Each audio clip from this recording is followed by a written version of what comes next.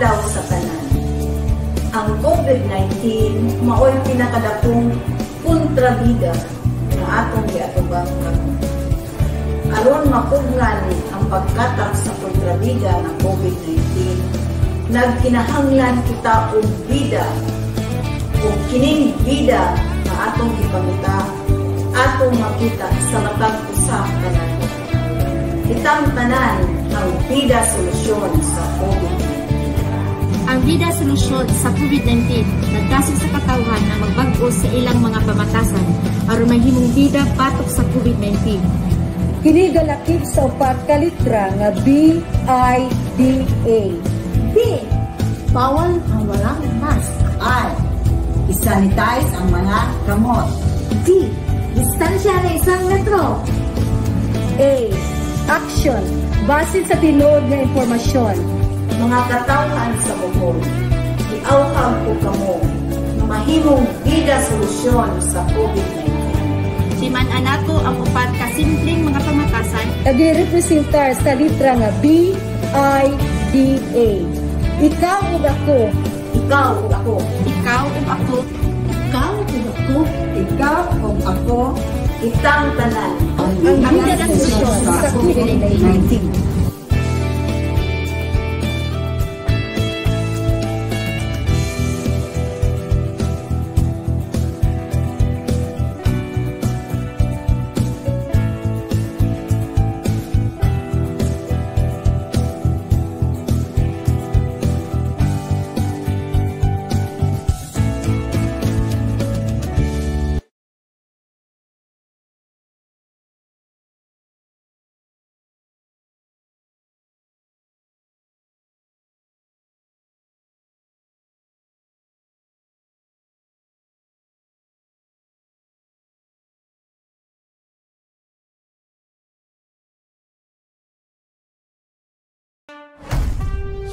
Patuloy pa rin ang laban natin sa COVID-19.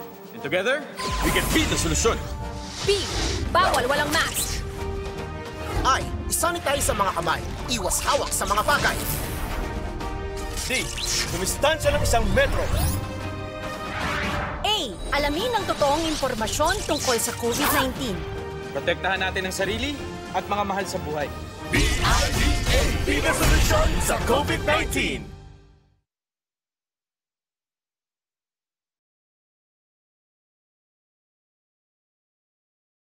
May dagdag na paraan laban sa COVID-19. Together, we can be the Solution Plus. Bida Plus sa maayos na daloy ng hangin. Bida Plus sa maikling pisikal na interaksyon. Bida Plus sa pagsuporta sa bakuna. Bida Plus sa mga kwento ng kaligtasan sa Bida Barangay. Sa dagdag na pag-iingat, maraming buhay ang maliligtas. Bida Solution Plus laban sa COVID-19.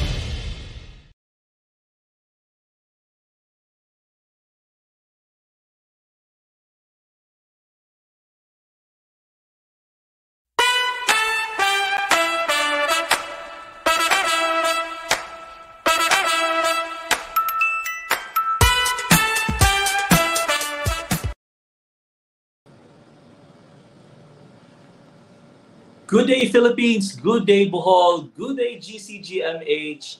Hi mga Kagalyares, welcome back to our show and this is Healthy Bohol 2021 episode 8. And karong hapuna atong pagahisgutan bahin ang dengue taliwala sa pandemya. Pero before tamudong ana atong topic karong hapuna, allow me to welcome you first sa ato ang 8th episode. 8 na, paspas kaayo ang panahon. 8th episode sa atong Healthy Bohol 2021. And mga Kagalyares, live kita karon sa ato ang official FB page which is at GCGMH Official.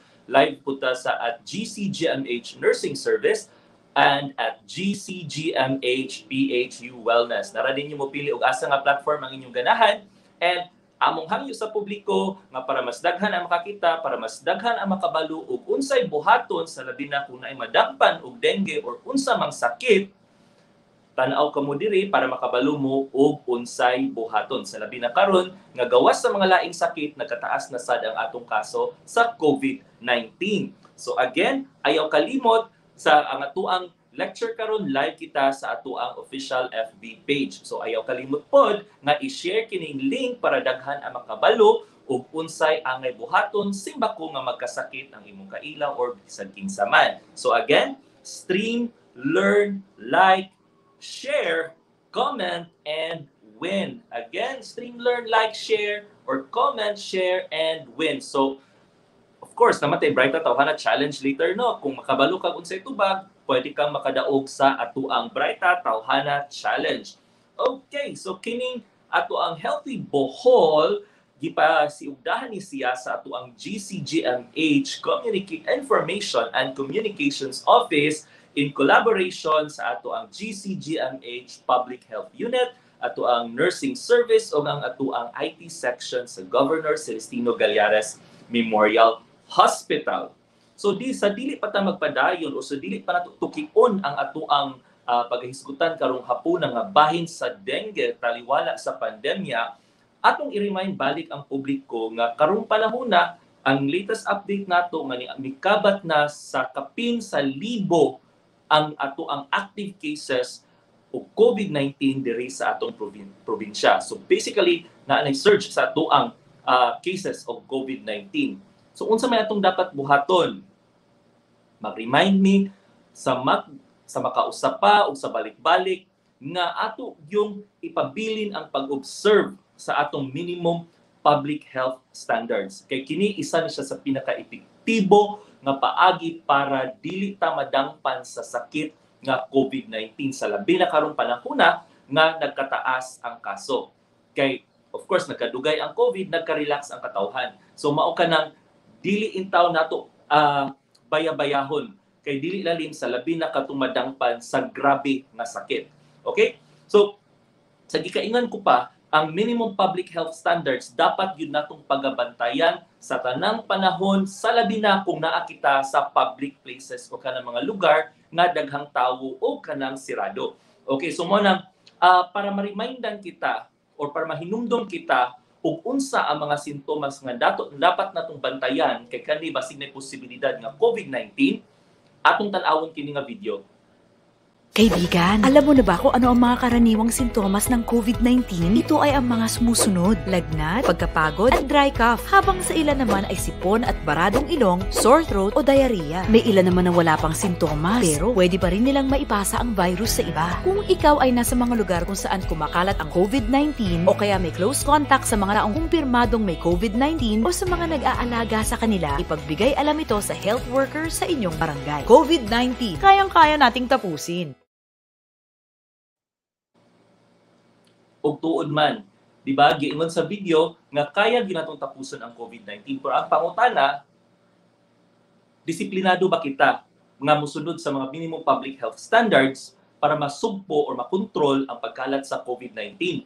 Kay sa gikaingon pa, paspas siya mo kalat sa labi na og dili ta mabinantayon. Di ba naman ginatawag og bida solusyon batok sa COVID-19 nga kunata sa gawas, mag-mask, mag-face shield, and then distansya, maghunaw sa atong mga kamot, and then impormasyon nato dapat sa reliable nga mga sources sa information. Di ba? Na may kadaghanan nato nga dili ganahan ma-quarantine, dili sad ganahan nga unsa pang labad-labad kay di ganahan ma-contact trace, nya mao nang dili magsaba og nay mga sintomas. Maluhi ito ang pulbo sa ubang katawhan sa labi na tunay mga sakit na daan. Kay kana sila, kung madampan sila sa sakit, mas grabe ang ilang bation. O sa labi na, katong mga mibalibad nga magpabakuna batok sa COVID-19. Di ba? Kay available na ang vaccine, pero napag-iuban hesitant sila. Kaya don't know unsay rason ninyo or unsay rason sa ubang tao nga nung hesitant. Well, the opportunity is there and it's for you to grab. Okay? So, unsam de ang uban pang angayan natong buhaton batok sa COVID-19. Tanaw nato kini nga video. Kaibigan, alam mo na ba kung anong dapat gawin upang iwasan at sugpuin ang COVID-19? Iwasang hawakan ng bibig, mata at ilong. Laging maghugas ng kamay gamit ang sabon at tubig sa loob ng 20 segundo. Linisin ang mga bagay na palaging hinahawakan. Kumain ng balanse at masusustansyang pagkain. Matulog ng sapat, huwag magpupuyat. Stay home. Sa wastong pag-iingat, ang virus hindi kakalat. COVID-19, kayang-kaya nating tapusin. O di ba, gibalik-balik yun siya. So, nga kaya gid natong tapuson ang COVID-19. Pero, kinahanglan siya kooperasyon, dili lang sa usa, duha or pipila ka tawo, kundi tanang katawhan dapat involved para together atong mapuksa ang COVID-19. So, unsa may mga pamaagi gawa sa minimum public health standards, kung imuhan ang turno nga magpabakuna or kung available na ang bakuna sa inyuha or coordinate mo sa inyong LGU or unsa, aton i-take ang opportunity. Kaysa labi na, libre ang magpabakuna sa COVID-19, sa batok sa COVID-19. So, mao na siyang atong buhaton og unsay dapat ug unsay makamaayo sa kadaghanan sa mga katawhan. So, unsa may mga pamaagi pa nga para mahimong luwas kita sa COVID-19? Sige na mong kadungog ani, pero amo gyapon siyang balikon para masulod gid ni siya ug ato ni siyang mabuhat sa adlaw-adlaw natong panginabuhi. Tan-awon nato kini nga video. Kaibigan, huwag ka na munang lumabas ng inyong bahay. Maliban na lang kung bibili ng pagkain o may emergency. Tandaan ang mga sumusunod. Kung kailangang lumabas ng bahay, magsuot ng mask. Siguruhing may 1 metro ang layo sa ibang tao. Magdala lagi ng alcohol o alcohol-based hand sanitizer. Huwag hawakan ang iyong mukha. Sa wastong pag-iingat, ang virus hindi kakalat. COVID-19, kayang-kaya nating tapusin.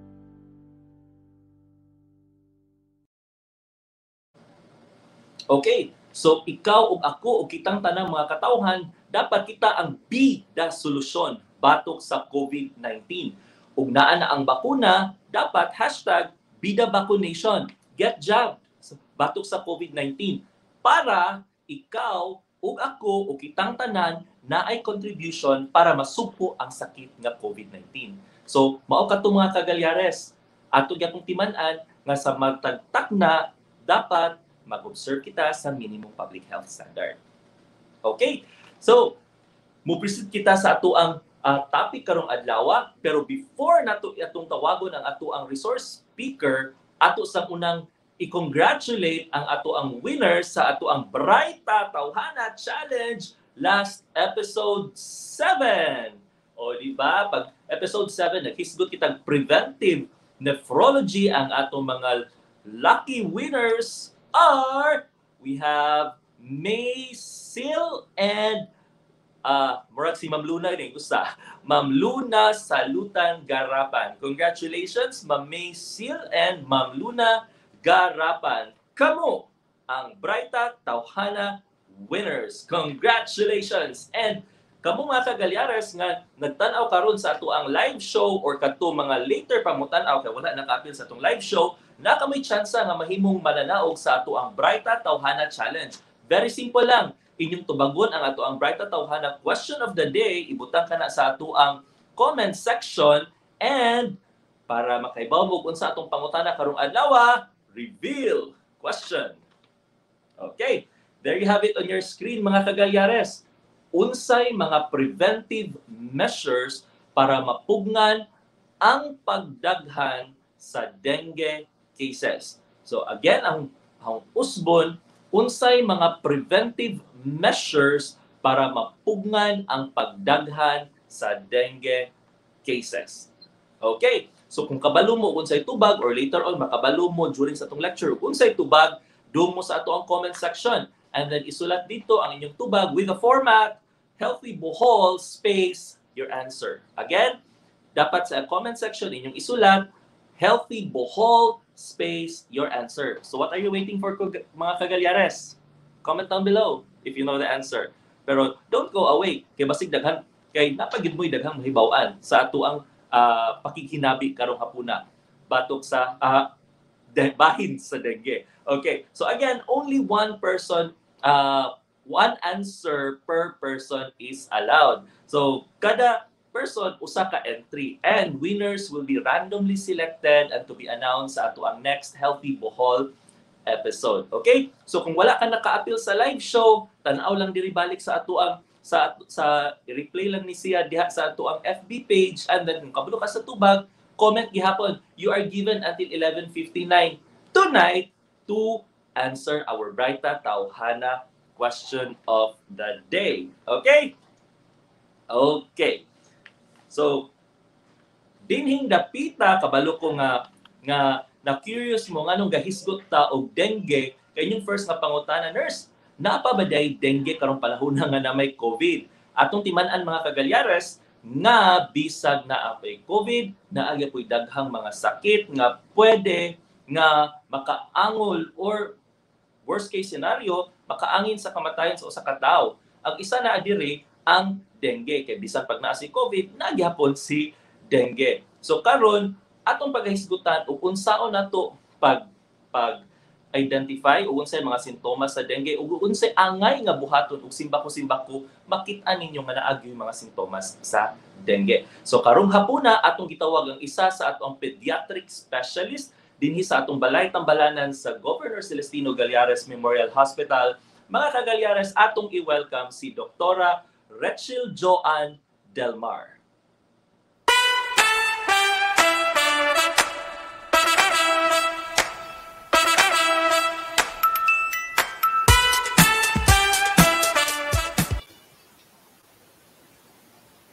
Hello, Doktora. Mayong hapon.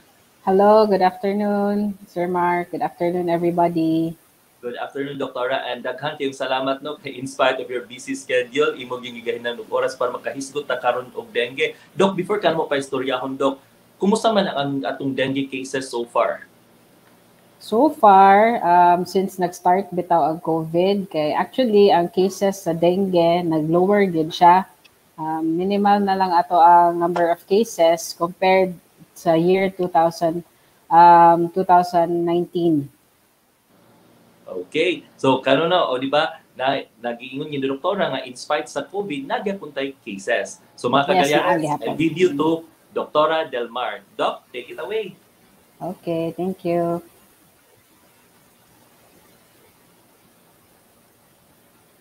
I'll just share my screen.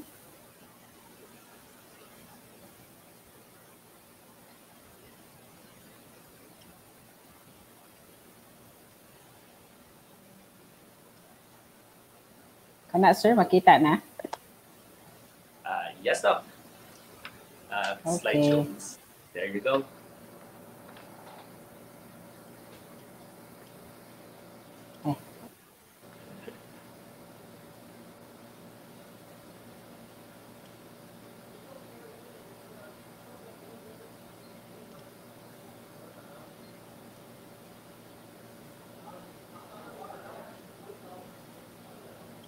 Okay, so good afternoon, everybody. Good afternoon, Boholanos. So today, this afternoon, we'll be talking about dengue fever.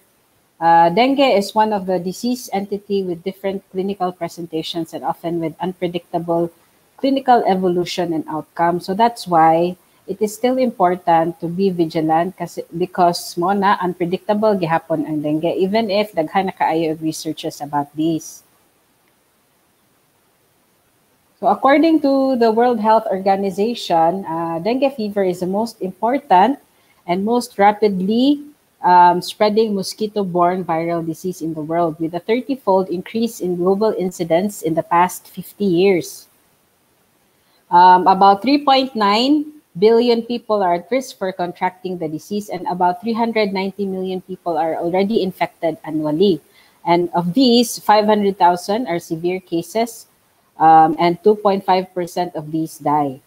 The Western Pacific region, or the WPR, is one of the most seriously affected regions in the whole world, and one of which we are also included. The Philippines is included in the WPR.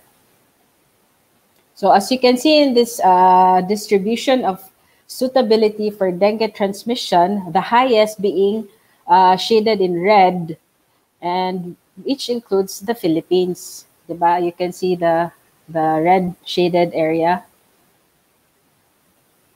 So we are high suitability for dengue transmission.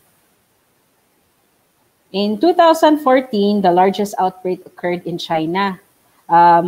In 2015, as of mid-March, there had been an increase of 42% cases in the Philippines compared to the 2014 of the same time period. The number of cases that were reported to WHO increased over eightfold over the 2 decades. So in 2000, there were 505,430 cases, which more than doubled in 2010, about 2.4 million cases, and 5.2 million in the year 2019. So the dengue cases are still exponentially increasing. So let us look at our country in the Philippines. Philippines ranks first among countries and territories in the Western Pacific region with the highest average number of cases in 2013 to 2015.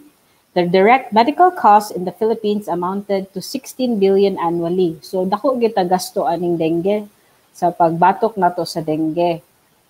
With warning signs and severe dengue are endemic in all regions. So walay pili ni siya asa nga region, bisan asa pa ka nga region or unsa ka nga sulok, asa ka nga bukid na agyud gihapoy dengue.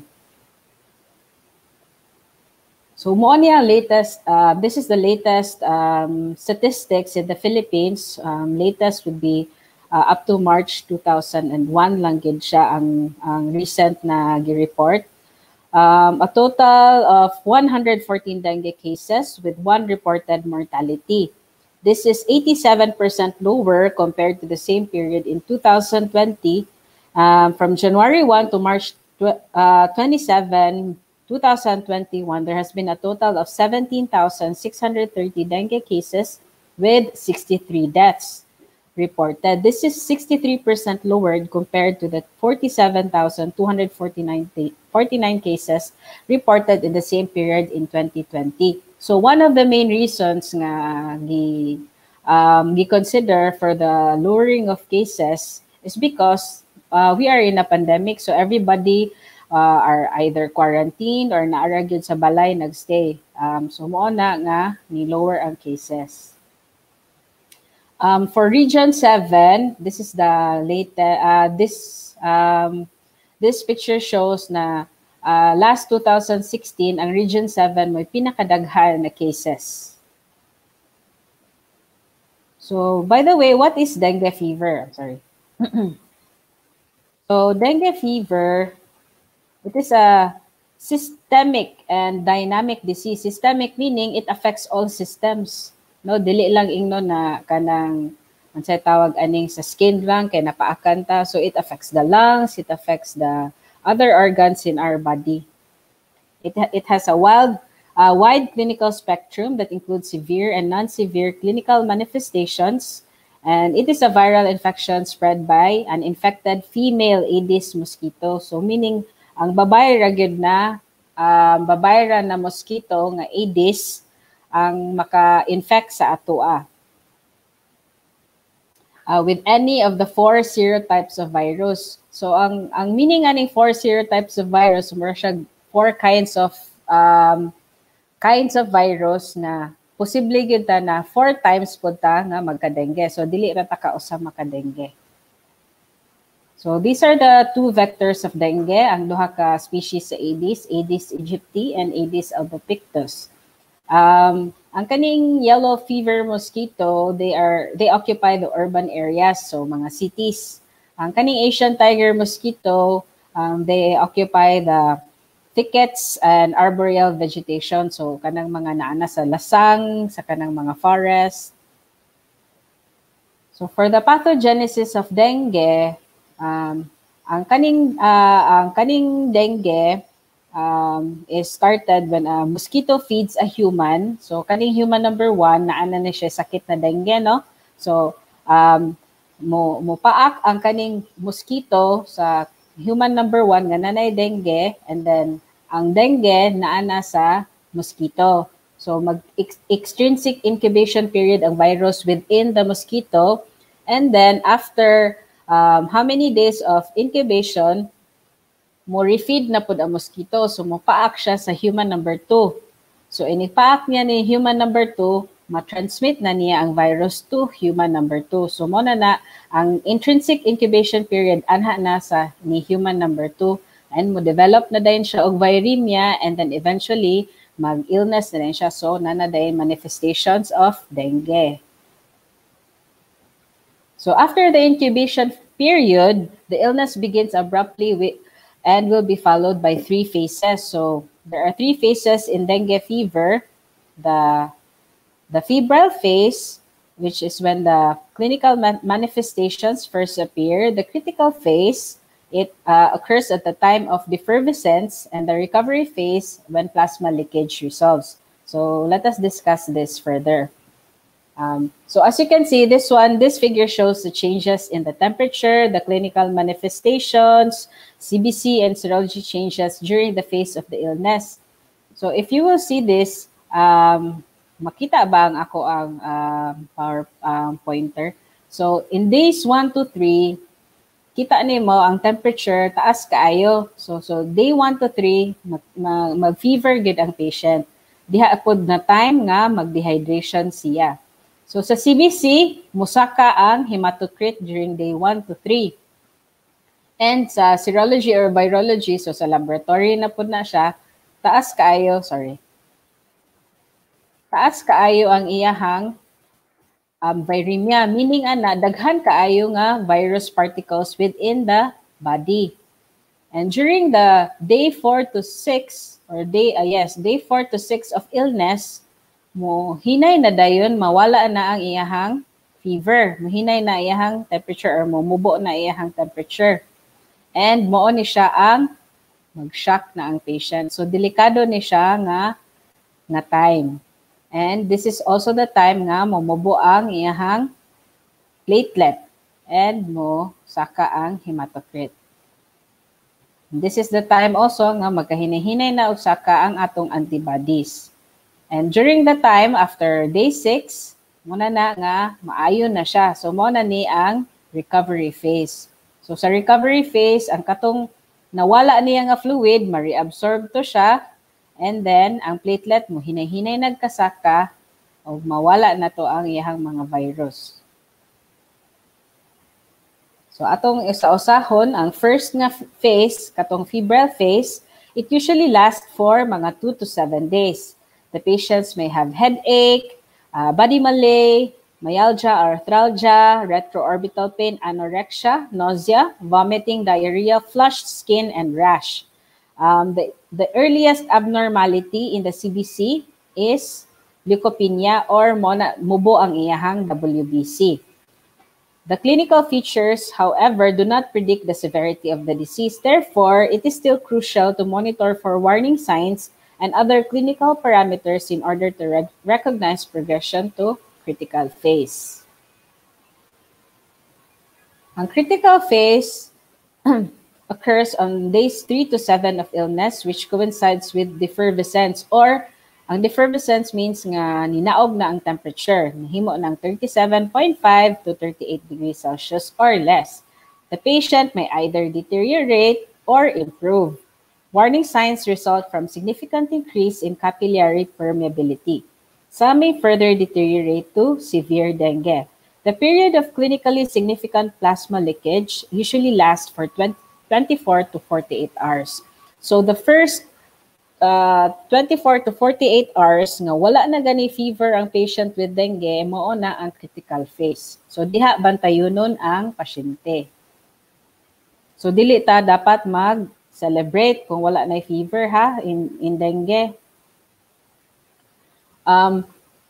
There are all the warning signs of dengue during the critical phase would include kaning abdominal pain or tenderness, so sakit ang tiyan, persistent vomiting, so sa gunson og suka, more than 3 episodes in 8 hours, so kana inyong bantayan.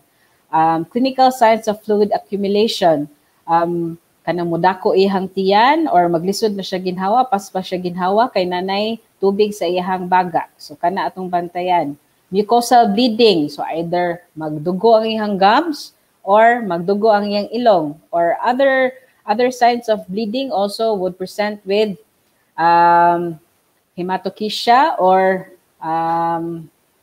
melena. Kanang either ang imuhang tae is puwa or ang imuhang tae is itom. So signs of bleeding gihapon na siya. Other warning sign would be lethargy or restlessness. So lethargy, sige rag katulog. Liver enlargement, so dako iyahang liver, mo na sakit pod na iyahang tiyan. And for the laboratory parameters, taas niyang hematocrit or ningmubo ang iyahang platelet count. So those are the warning signs nga dapat natong timan-an. So ang third phase is the recovery phase. There is gradual reabsorption of extravascular compartment fluid which takes place in the next 48 to 72 hours. General well-being improves, appetite returns, gastrointestinal symptoms abate, hemodynamic status stabilizes, and diuresis ensues. So meaning, ning improve na gyud siya, mayo na mukaon, wala dili na ta kinahanglan og IV fluids, mayo na yang ihi, daghan na. And some patients may even have a confluent erythematous or petechial rash with small areas of normal skin described as Isles of White in the Sea of Red, or what we call the Hermann's rash. So mo ni siya nga picture. Muna Isles of White in the Sea of Red. So puwa yun ay mga puti-puti. Mura siya glitchon bitaw or unsa man tawag ana. So inana ang iyang skin. So if once nga mo appear na gani na siya nga rash, then we can conclude na the patient is already in the recovery phase. So in the recovery phase, the hematocrit stabilizes or may be lower due to the dilution effect of reabsorbed fluid. WBC usually starts to rise soon after defervescence, but thrombocytopenia persists longer than leukopenia. Recovery of platelet count is usually later. Dengue case classification by severity has been modified to probable dengue without warning signs, with warning signs, and critical dengue. So, muna niya ang bagong classification sa dengue, without warning signs, with warning signs, and severe dengue. So, ato lang ng tagsa-tagsaon para di ta maglibog. So, first, we go with without warning signs. So, dengue without warning signs, we will consider that the patient has probable dengue if the patient lives in or travels to a dengue endemic area. So Philippines is included as considered as a dengue endemic area with fever plus any two of the following: headache, body malaise, myalgia, arthralgia, retroorbital pain, anorexia, nausea, vomiting, diarrhea, flushed skin, and rash. So kaning myalgia, kanang sakit bitaw imong mga muscles, arthralgia, sakit imong mga joints, retroorbital pain, kanang sakit imong ilawom sa mata, kanang murag luyo sa imong mata. Anorexia, so walay gana mukaon.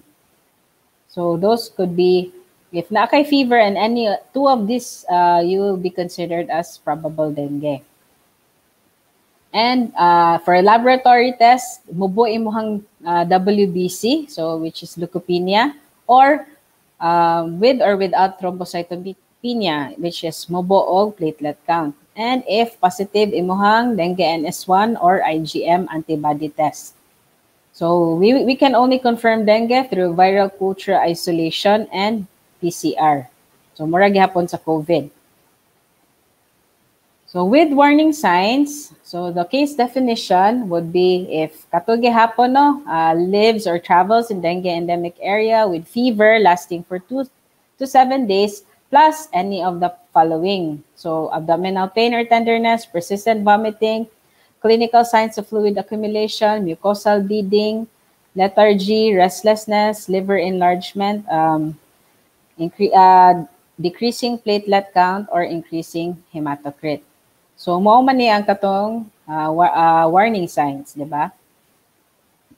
For severe dengue, so severe dengue is any atong dengue fever nga with or without warning signs, plus kung naay evidence na of severe plasma leakage leading to shock or fluid accumulation with respiratory distress, or nanay severe bleeding, and severe organ impairment. So sa liver, kay taas na kayahang mga liver enzymes. For the neuro or CNS, the patient would present with seizure or impaired consciousness. For the heart, would present with myocarditis, or kidneys, there would be renal failure. For the Dengue diagnostic methods, we can do it through viral isolation. So isolate din na to ang virus, which is very cumbersome and very expensive. So we don't have this. Viral nucleic acid detection. So mo ni siya katong PCR. So this is an example of a portable nga lamp or nucleic acid detection na PCR. Antigens or antibodies determination. So we have this, the dengue NS1 antigen, and also the IgG and IgM. So this is readily available in our hospitals, or a combination of these techniques. So this shows lang na when you have a virus isolation, it is more specific. But this procedure, we don't do this in the hospitals because it's very expensive. So this is only for research purposes.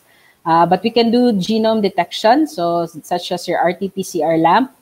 And also for antigen detection, we can do this through the NS1 antigen. And our serology, we have IgM and IgG antibodies. So for serologic methods such as ELISA, it may confirm the presence of recent or past infection with the detection of IgM and IgG anti-dengue antibodies. So if IgM antibodies are detectable within 1 week after infection and are highest at 2 to 4 weeks after the onset of illness, and they may remain detectable for about 3 months for IgM. The presence of IgM is indicative of a recent dengue infection. IgG antibodies take longer to develop than IgM, but IgG remain in the body for years. The presence of IgG is indicative of a past infection. So if during a dengue test or mag-dengue duo gani mo, we always read the results based on these three, the NS1, the IgM, and the IgG. So if IgG ragani ang positive, meaning na nagka-dengue siya pero previous siya nga infection, meaning sa una pa to niya nga na dengue, wala siya current dengue infection. Makaingon ra ka nga karon nga sakit or current nga infection if ang IgM ang ni positive or ang NS1 ang ni positive. So for the treatment guidelines, there's a stepwise approach to management of dengue that was developed based on the revised classification of severity. So to put it simply, when you have a dengue case, you can manage it on an outpatient basis, or if with warning signs, admit the patient and identify if the patient is in shock or not in shock. So for step 1, we do overall assessment. It must be done starting with a complete history as to the onset of fever, quality of oral intake, presence of warning signs, diarrhea, seizures, impaired consciousness, behavioral changes, frequency, volume, and time of last urine output. Other important relevant histories such as family members or neighbors with dengue or recent travel to dengue endemic areas. Coexisting conditions such as infancy, pregnancy, obesity, diabetes mellitus, hypertension, jungle trekking and swimming in waterfalls, recent unprotected sexual or drug use behavior is also assessed. The PE should include the mental status, the hydration status, and the hemodynamic status of the patient. Check for tachypnea, acidotic breathing, pleural effusion, abdominal tenderness, hepatomegaly, ascites, rash, and bleeding manifestations. CBC should be done on the first visit. Dengue-specific laboratory tests should be performed to confirm the diagnosis. However, it is not necessary for the acute management of patients except in cases with unusual manifestations. So for step 2 is the diagnosis, assessment of disease phase and severity.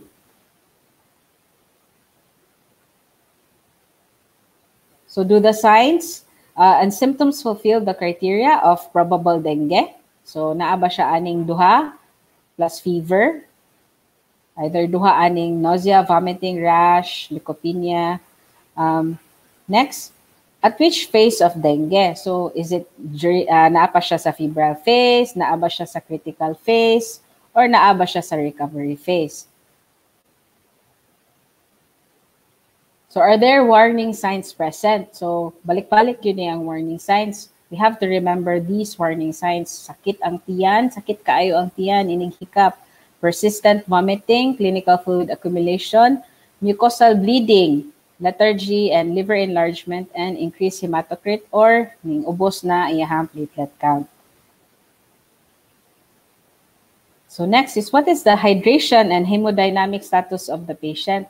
So we have to assess kay na usahay nga ang patient nga if atong tan-awon based sa ani nga table, clear and lucid, meaning ana mastoryaan pa ni mga pasyente, mo barog, mo storya, pero nag-shock na day ang pasyente. So mo na nga i-assess na to if dili ba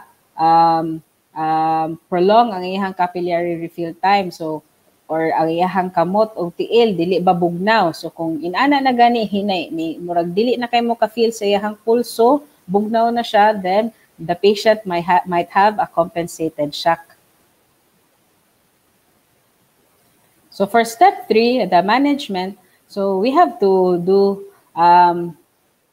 this notification of the disease early. So patients are grouped according to 3 which includes group A, which who can be sent home, and for the group B, they are referred for in-hospital management, and for group C, they already require emergency treatment and urgent referral. So I think for this lecture, we'll just focus on group A. So kani, this is just a summary of the management decisions mo ni ang from WHO. So let's go to group A. So patients that may be sent home. These patients are those who can tolerate adequate volumes of oral fluids and pass urine at least once every 6 hours. And they do not have any warning signs, particularly when fever subsides. Ambulatory patients should be reviewed daily for disease progression, decreasing WBC, defervescence, and warning signs until they are out of the critical period.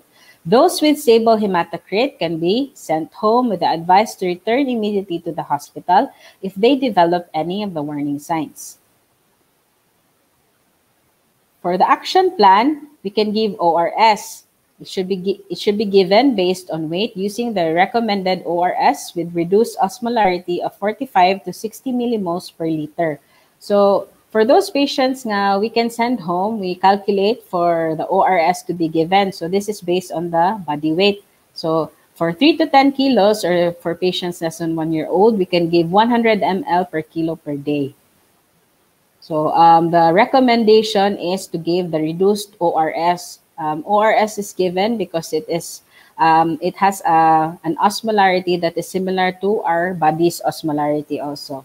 So sports drinks should not be given, such as your Gatorade. So this is a example of our dengue OPD form in our OPD.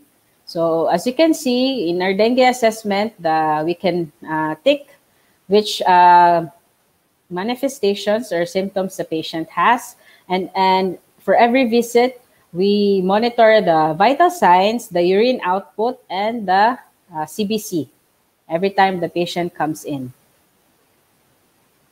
And this is our dengue home card to which we give to our patients when they are sent home. So if they are sent home, we give them this, and which includes instructions on what to do at home. And when they come back, they also have a copy of their CBC results also, so that we can also monitor the CBC results. So let's take a look closer at the dengue home card. So for group A patients, what they can do at home. So first, we advise them to have adequate bed rest. We increase their oral fluid intake, such as giving them ORS, or you can give, for those less than 1 year old, you can give milk, fruit juices, and barley or rice water and soups. And we calculate it based on the weight. So we give the instruction specifically so that the mothers would know how much volume they have to give to their babies per day. If other recommended fluids that we can give that is readily available in our community is also coconut water. We can also give that. And it is also advised not to give sports drinks. So we give paracetamol, and how much volume we can give every 6 hours for temperature greater than 38 degrees Celsius. And we can also do tepid sponge bath. And we have to look for mosquito breeding places in and around the home and eliminate them. And what should be avoided? We should not give aspirin, mefenamic acid, ibuprofen, or steroids to our patients. Antibiotics are not necessary because, as I have said, it is a viral infection. And for letter C, if any of the following is observed, bring the patient immediately back to the OPD or to the nearest hospital. So we have to watch out for bleeding, such as red spots or patches on the skin, bleeding from the nose or the gums, vomiting blood, black-colored stools, heavy menstruation, or vaginal bleeding for those female adolescent patients. And as I've said, frequent vomiting, more than 3 episodes in 8 hours is already a warning sign. Severe abdominal pain, drowsiness, or lethargy. So there's already confusion or seizures. We have pale, cold, or clammy hands and feet. So even if the patient is walking, talking, seems to be stable and okay, but when you touch the hands and the feet, it's very cold and then the pulses are weak. Difficulty in breathing and not passing urine for more than 4 to 6 hours. There is no clinical improvement and there is deterioration at around the time that the patient has no fever. Because as I've said, during the course of dengue, the first 24 to 48 hours of no fever is the critical phase. So that's the time na dapat atong i-monitor ang patient. So again, this is just a summary of the treatment for Group A patients. We do not give aspirin for fever. We give them sufficient amount of water or rehydrate a dengue suspect. And if fever or symptoms persist for 2 or more days, bring the patient to the nearest hospital. I will also have a special mention for the Group B patients who are referred for in-hospital management, because these patients are patients without warning signs. But then we have to admit these patients.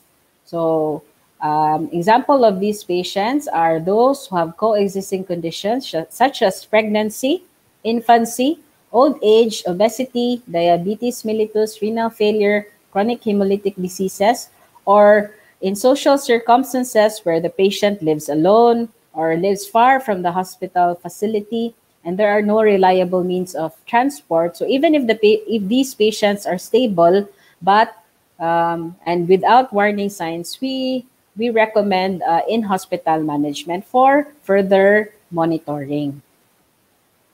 So action plan, they can be given oral fluids such as katong based sa katong ORS, or if not tolerated, then we may start IV fluids. So if ever the patients or naamay patients na who were already admitted because they belong to Group B or Group C criteria, we have to remember that there are discharge criteria that we have to fulfill before we send home the patients. And all of these must be present before we can discharge the patients. So first is there should have been no fever for 48 hours. Second, there is already improvement of the clinical status, which includes your general well-being of the patient. So abtik na siya, smile na siya, makigduwa na, the patient has good appetite, maayo na yung hemodynamic status, meaning okay ra ang BP, daghan na siyang ihi, and no respiratory distress. So wala na siya maglisod ginhawa. Third, there is increasing trend of platelet count. So it's not necessary na dapat manormal gyud ang atong platelet count. So usually the normal platelet count is 150 to 450,000. So not necessary nga maabot gyud siya og 200,000 or 150,000, but naatay trend nga pasaka gyud ang iyahang platelet count. So pwede na siya. And a stable hematocrit even without intravenous fluids. So meaning na kanang okay na yung CBC, stable ang hematocrit, and wala na siya naka-IV fluids. So oral na lang yun siya, makatolerate na siya sa oral fluids. So next, we will go to the prevention and control. The DOH has promoted the 4 o'clock habit nationwide as a preventive strategy against dengue with the 4S. Search and destroy mosquito breeding places, then adopt self-protection measures, seek early consultation when symptoms appear, and say yes to fogging only during outbreaks. So first, search and destroy. So dapat we have to cover water drums and water pails at all times, replace water in flower vases once a week, clean all water containers once a week, clean gutters of leaves and debris, puncture or cut old tires used as roof support, collect and dispose all unusable tin cans, jars, bottles, and other items that can collect and hold water. So this is a picture na you can see an ordinary house, mo gini ang typical Filipino na house nga daghan kaayo og mga kanang breeding places for mosquitoes. So dapat ato na siyang i-clean na mga old tires, na mga tanom, mga drums, no, mga cans, mga kananan sa atong pets. So second, self-protection measures. We can use mosquito repellents, use mosquito nets when sleeping, especially during daytime, because I failed to mention na for Aedes aegypti and Aedes albopictus, they usually bite during the day. So these are daytime biting mosquitoes. Mobita, if you have noticed na kasagaran nga madengue are the children going to school because these mosquitoes bite during the day when they are at school. Nya karon nga we are in a pandemic nga ang children nato are homeschooled, so we can see nga ning gamay good ang cases for dengue. Another self-protection measures, wear long sleeves or clothes. Third would be to seek early consultation. So seek and consult with the nearest health facility if you already have fever for 2 days or more. And say yes to fogging only during outbreaks, and it should be done when there is already only an impending and during outbreaks, because although it is an effective measure to eliminate or to kill the adult mosquitoes, but it is not effective in killing the larvae or the eggs also. So it is not a foolproof prevention of dengue. It is only one of the measures, but it will not totally eliminate dengue infection. So that's why only during outbreaks we can use fogging. So in our dengue home card, we also stipulated prevention and control of dengue. So here are the list: frequent emptying and cleaning by scrubbing water storage vessels and flower vases, cleaning of gutters. Diba, kanang daghan biatag na ay gutter, so kinahanglan limpyuhan gina nato kay it will accumulate water. Sheltering stored tiles from rainfall, recycling or proper disposal of discarded containers and tires, removal from vicinity of homes of plants that will collect water in leaf axils. So ang mga plantitas daghan na ba kaayo karon? So daghan na kay plants sa balay. So we have to make sure na ang kanang mga plants, they don't accumulate water, especially sa kanang ilahang mga leaves. Use screens on windows, doors, and other entry points. Use of mosquito nets while sleeping during daytime. Change water in vases or bowls every other day, and turn over all storage bottles. Prevent mosquito bites by wearing shoes, socks, long pants, and long sleeve shirt, and use mosquito repellents, mosquito coils, and mosquito nets. So another preventive strategy is dengue vaccine. The first dengue vaccine is a live attenuated recombinant tetravalent, which we call Dengvaxia. It was developed by Sanofi Pasteur, licensed, and it was licensed in December 2015 and has now been approved by the regulatory authorities in approximately 20 countries. It has been shown in clinical trials to be efficacious and safe in persons who had who have had a previous dengue virus infection or for those individuals who are seropositive.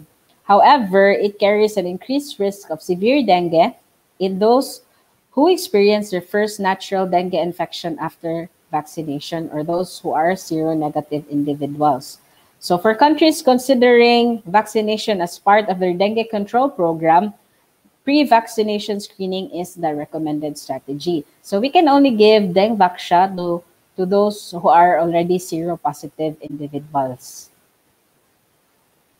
The overall efficacy of Dengvaxia is about 60%. The serotype-specific efficacy of the dengue vaccine is 51% for the dengue virus serum virus type 1, 34% for type 2, 75% for type 3, and 77% for type 4. So I think that's it. For a disease that is complex in its manifestations, management is relatively simple, inexpensive, and very effective in saving lives. So as long as correct and timely interventions are instituted. And we have to have preventive strategies in order for us to eliminate dengue and to avoid dengue infection. Let us say no to dengue and foster a happy and healthy Filipino family. Thank you.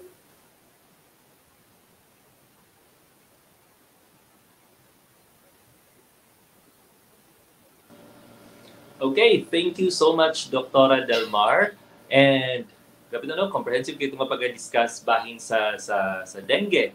So again, perhaps tungod sa katong gi-emphasize ni Doc, no, maybe tungod sa pandemic nga naka-homeschool ang kasagaran mga bata, isa po to sa major factor na nag-decrease ang number sa cases sa dengue. Pero again, wala gyapon siya nawala kay ang dengue nara diri sa atwa all year round. So, Doc, sa kanmo pala po, Doc, ha, kaya natin mga pipila ka pangutana gikan sa ato ang audience. And first na itong pangutana, how can we identify adult mosquito na siya, Doc? Okay. Usually, I can see flying mosquito, dagko, especially sa plants. Can we consider them carrier of dengue virus? Adult mosquitoes are those nga nag-fly na gyud, no? Those are adult mosquitoes na. And then only the female na Aedes. So ang Aedes nga species ra gyud ang makakarry sa dengue virus. There are several species of mosquitoes but only the Aedes species ra. So if maka-remember mo sa katong ako ang gipakita na picture, inato sila og porma. Where is it? Kadali.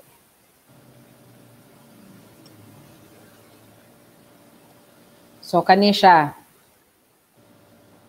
So, the Aedes aegypti and Aedes albopictus. So, naa siya mga stripes, white stripes sa iyahang tiil. So, if Aedes na siya na species, then definitely it would carry a dengue virus. So, not all species of mosquitoes can carry the dengue virus. Okay. So, katuno, basically, nga kuan mo na siya gipakita ni doktor nga kadtong ato ang posibleng nga carrier sa sakit nga dengue. Dok, na po tayo mga pangutana no sa gi-PM sa ato ang mga viewers sa mga kagalyares. Simba ko kintahay doktora nga masakit og dengue karon sa panahon sa pandemya. Budawat ba ang galyares o mga kaso sa dengue? Yes, we still accept dengue cases. Pero mo na as part of our protocol because fever is one of the manifestations of COVID also. So we have to rule out first COVID. So mo na nga i-swab gihapon na sila. If negative ra, then mo na i-transfer din nato sa non-COVID na ward. But of course, we manage dengue cases gihapon.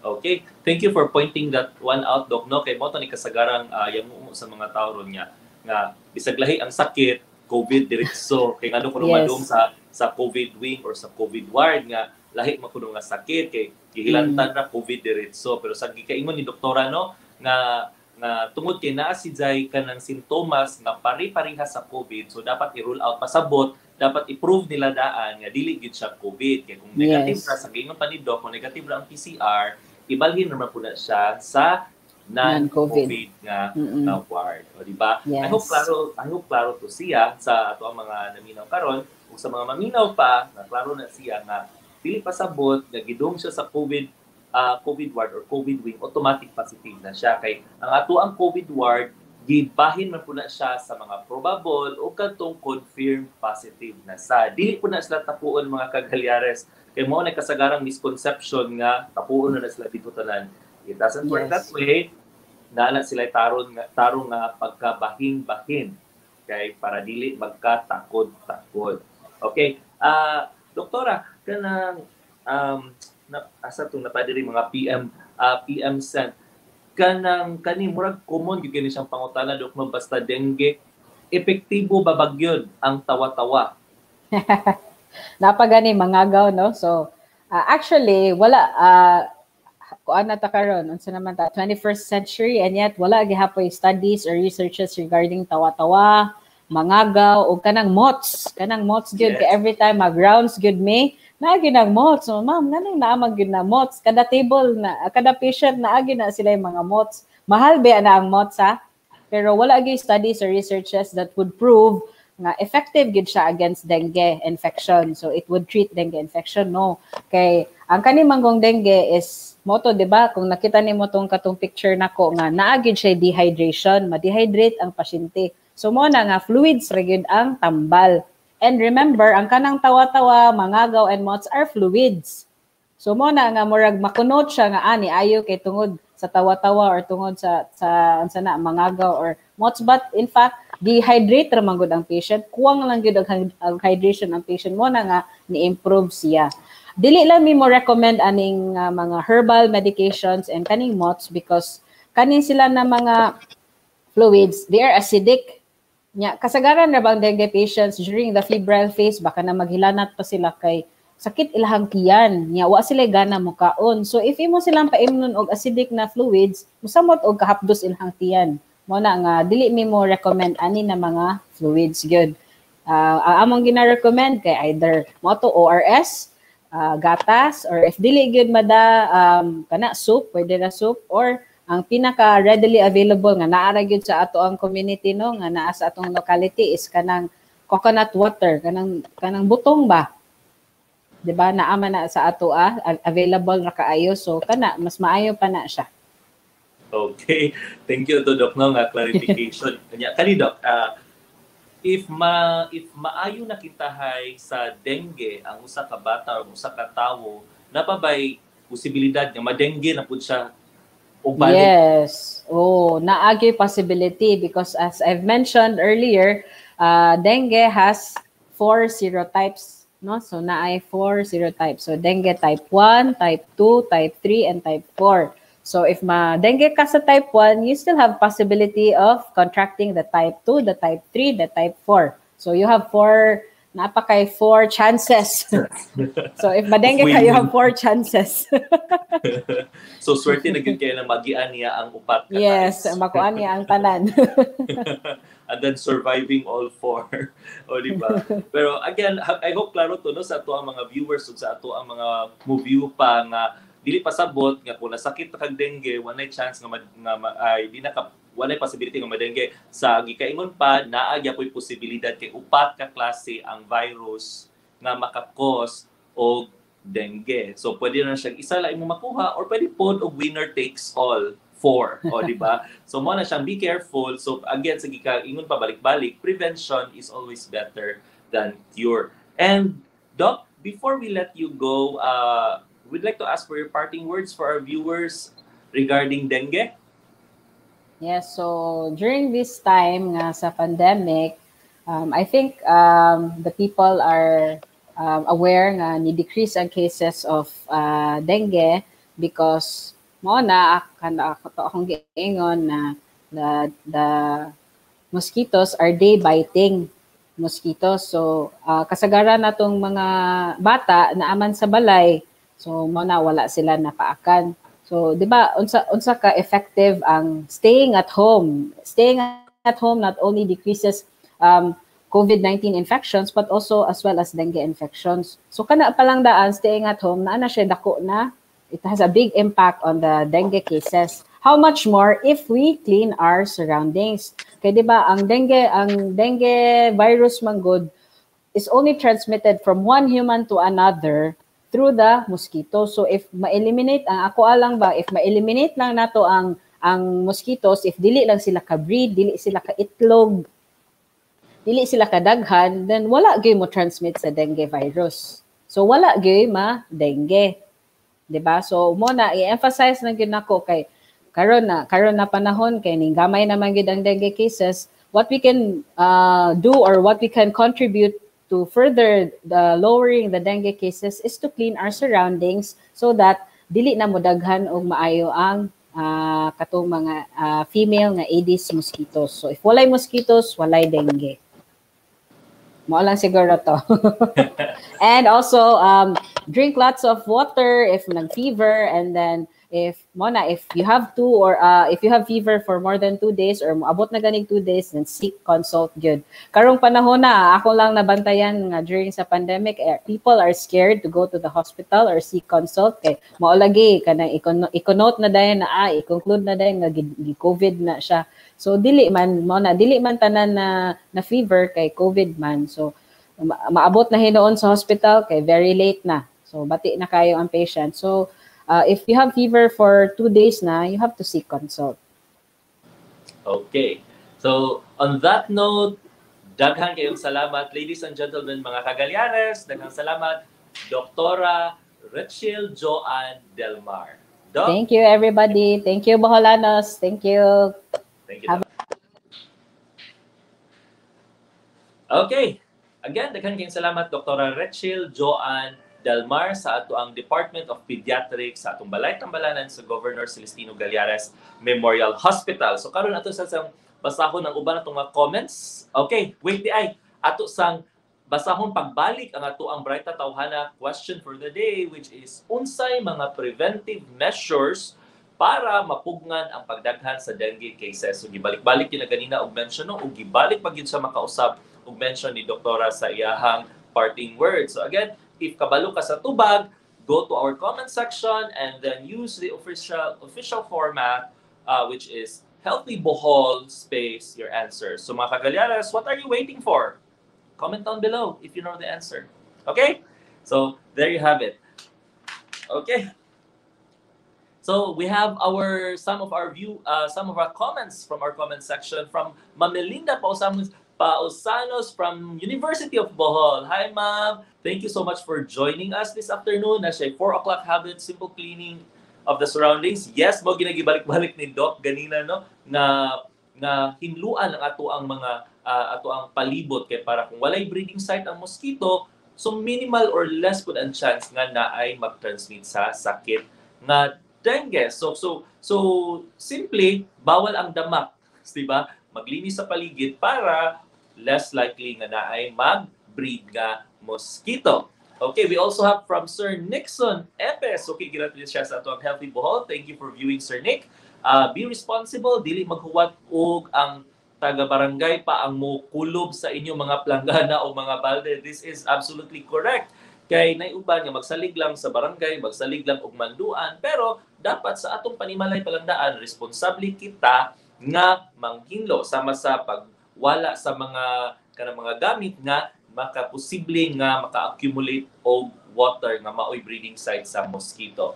So again, among gihangyo ang tanan nga ning view karon o mga mo view pa later, stream, learn, like, comment, and please share para katong mga katawhan nato nga maabot aning ato ang discussion, makabalo og unsay saktong buhaton simbako ug madangpan sa sakit nga dengue. Okay? Okay. So before we go, amo lang pasalamatan ang ato ang Medical Center Chief sa ato ang Governor Celestino Gallares Memorial Hospital na sa pagsuporta sa ato ang activity nga ginatawag og Healthy Bohol 2021. Thank you so much, Dr. Mutya Kismet Tirol Macuno. Thank you also to our Public Health Unit Head, Dr. Wilnelia Cosing sa ato ang nursing service headed by Magtita Araneta, our Chief Nursing Officer, and of course ato ang IT section nga headed by Engineer Azar Con. Ug mao kato mga Kagalyares ang ato ang GCGMH Healthy Bohol 2021 Episode 8, Dengue Taliwala sa Pandemya. Okay.